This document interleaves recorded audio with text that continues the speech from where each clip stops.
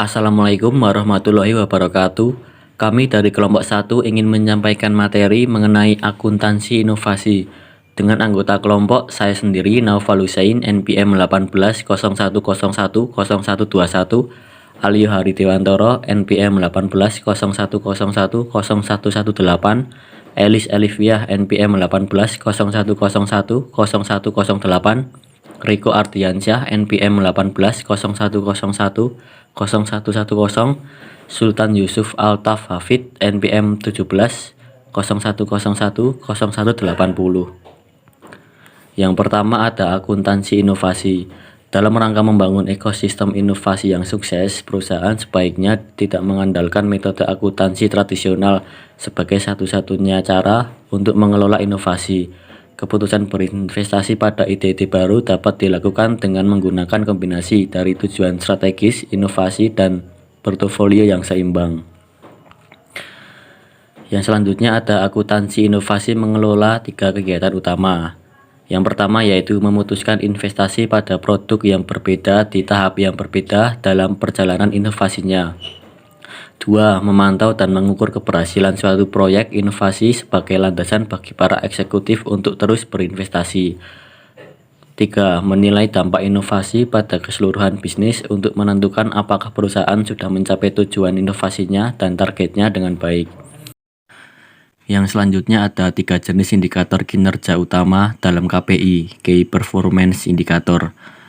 Ada praktik inovasi, manajemen inovasi, dan strategi inovasi. Hubungan ketiga kinerja tersebut adalah yang pertama, praktik inovasi. Fokusnya ada pada tim produk, ide-ide yang mereka hasilkan, uji coba yang mereka jalankan, dan kemajuan yang diperoleh dari sejak tahap ideasional hingga pengembangan. KPI pengaturan terhubung dengan manajemen inovasi. Fokusnya adalah membantu perusahaan melakukan investasi yang berlandaskan pada bukti dan sesuai dengan tahap inovasi. KPI global terhubung dengan strategi inovasi. Fokusnya adalah membantu perusahaan menilai keseluruhan hasil investasi mereka di sebuah proses inovasi dalam skala bisnis yang lebih besar. Selanjutnya, di setiap KPI Key Performance Indicator ada perbedaan antara metrik aktivitas dan metrik dampak. Yang pertama ada metrik aktivitas, mengukur seberapa giat perusahaan menjalankan inovasi. Pengukuran dilakukan pada banyak aktivitas inovasi yang berlangsung. Yang kedua ada metrik dampak, sebaliknya, yaitu mengukur hasil nyata dari kegiatan inovasi yang dijalankan. Selanjutnya ada investasi bertahap. Mengetahui sebuah produk ada di tahap inovasi yang mana membuat kita tahu seberapa besar investasi yang bisa diberikan dan pengukuran apa yang bisa digunakan untuk mengetahui perkembangannya. Misalkan jika sebuah produk masih di tahap pengujian masalah dan solusi, maka kita tidak bisa mengukur perkembangan dengan menghitung nilai pendapatan atau keuntungan dari produk tersebut. Yang berikutnya yaitu KPI laporan. Selama tim produk mengerjakan tugasnya, KPI laporan bisa membantu mereka memonitor dan mengukur kemajuan. Seluruh ide yang muncul harus dipilih dan dievaluasi. Setiap gagasan mengandung beberapa asumsi mentah yang harus diubah menjadi data terkait. Setiap tim adalah fokus dan hanya menguji asumsi yang sejalan dengan taat inovasi mereka.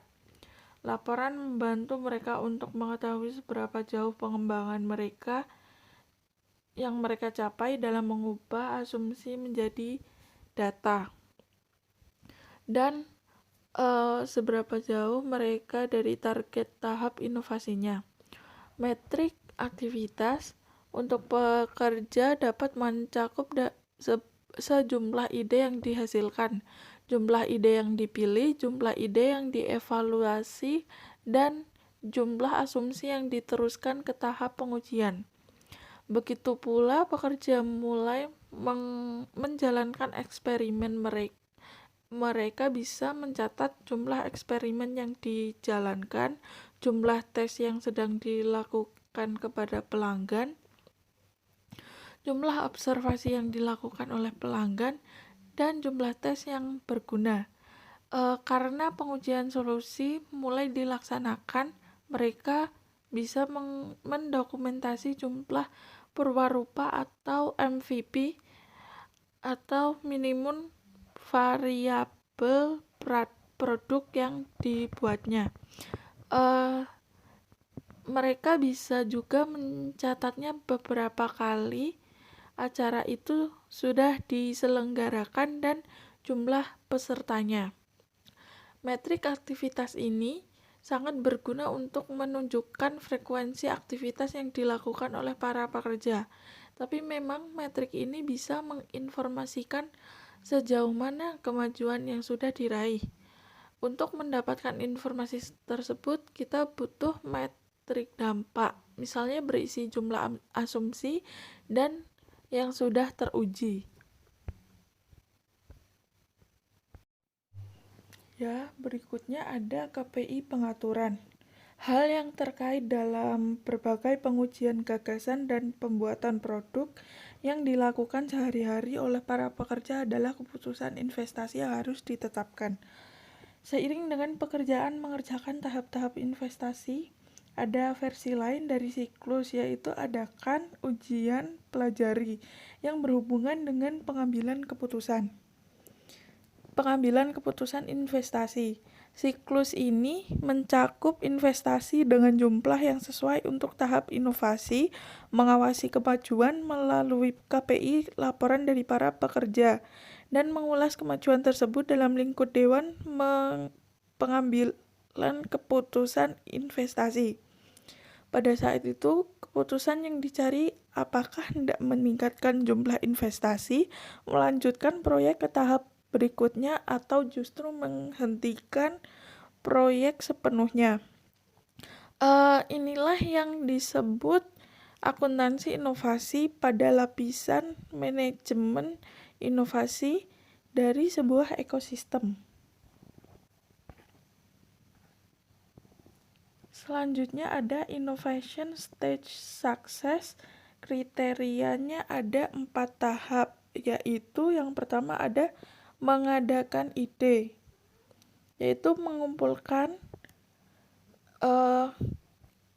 apakah ide yang sejalan dengan tujuan strategis dan tesis inovasi.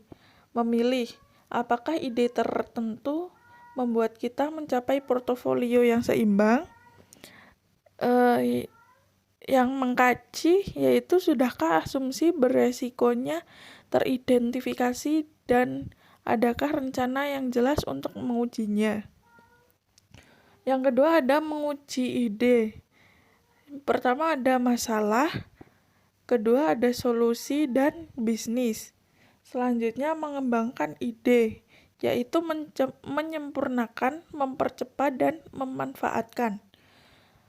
Yang selanjutnya ada memperbaharui ide, menganalisis, mendesain ide, mendesain ulang ide, dan mengkaji.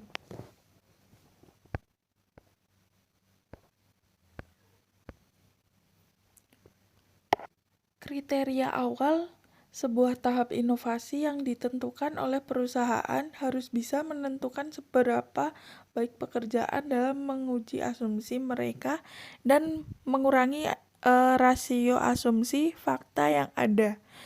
Pekerja juga harus menguji asumsi yang tepat untuk perputaran tahap inovasinya.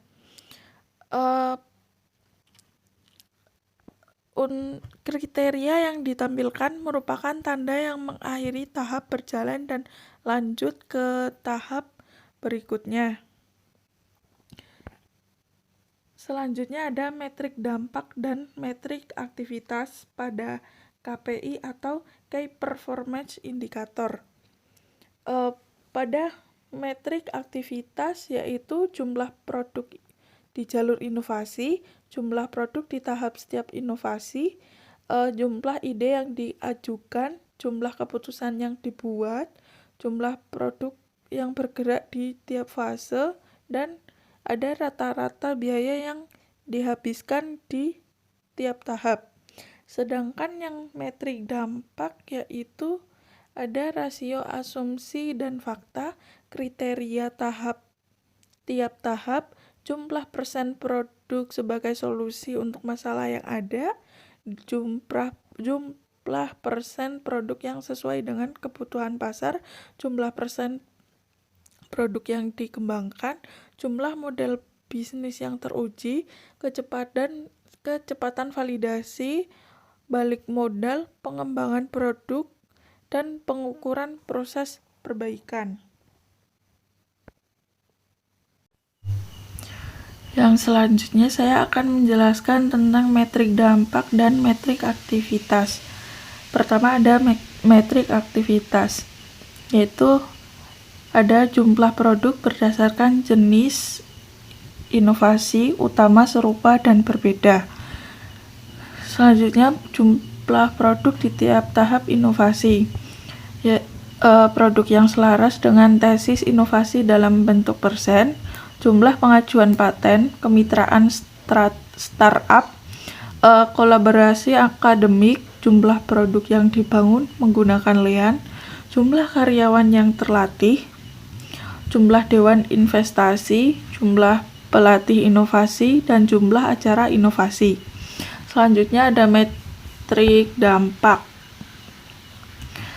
Kontribusi inovasi, penghematan biaya, konversi inovasi, pangsa pasar produk baru, pangsa pasar segmen baru, penambahan rak, meningkatkan pendapatan, jalur distribusi yang meningkat, jumlah paten yang didapat, model bisnis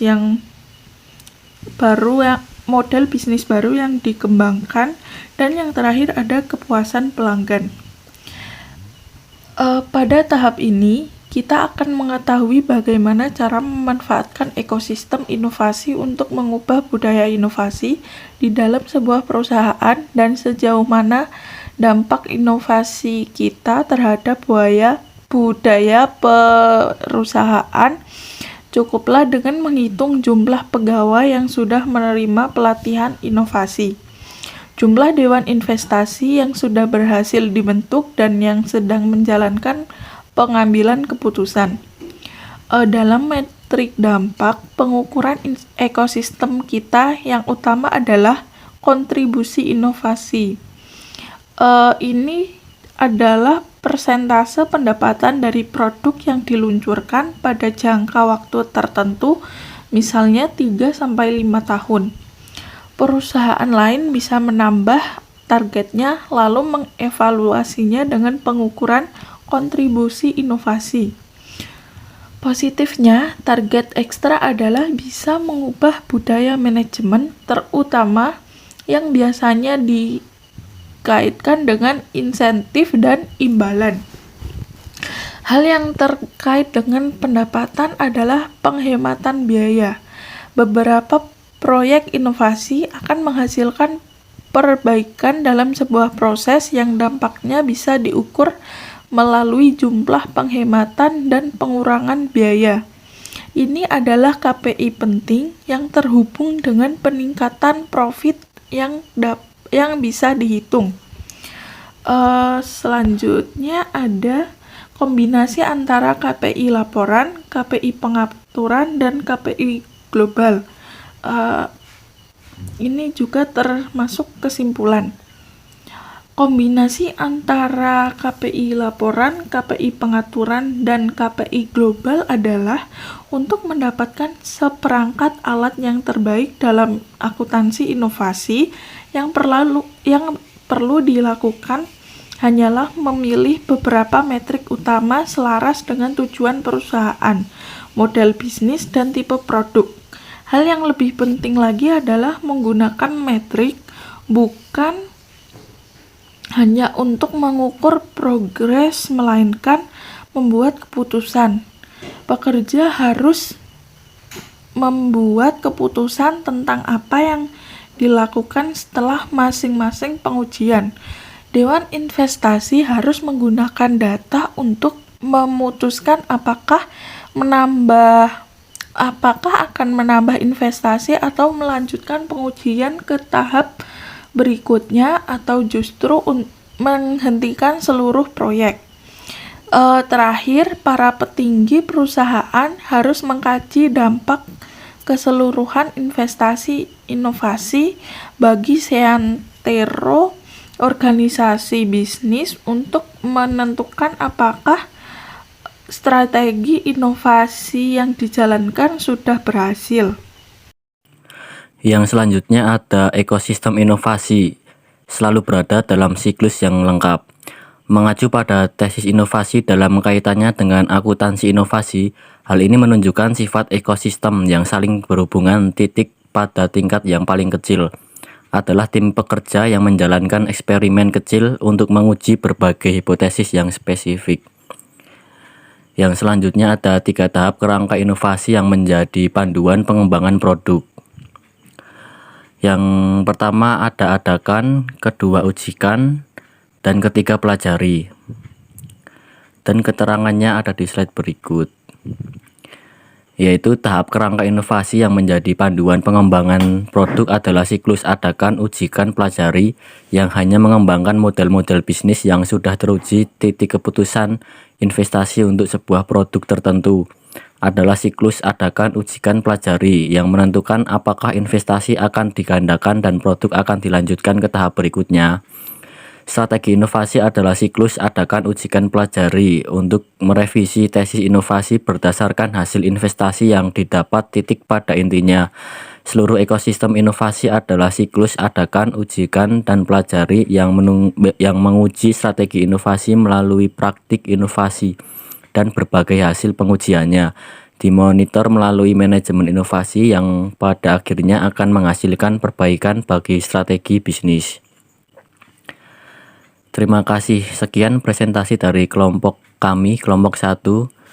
Wassalamualaikum warahmatullahi wabarakatuh.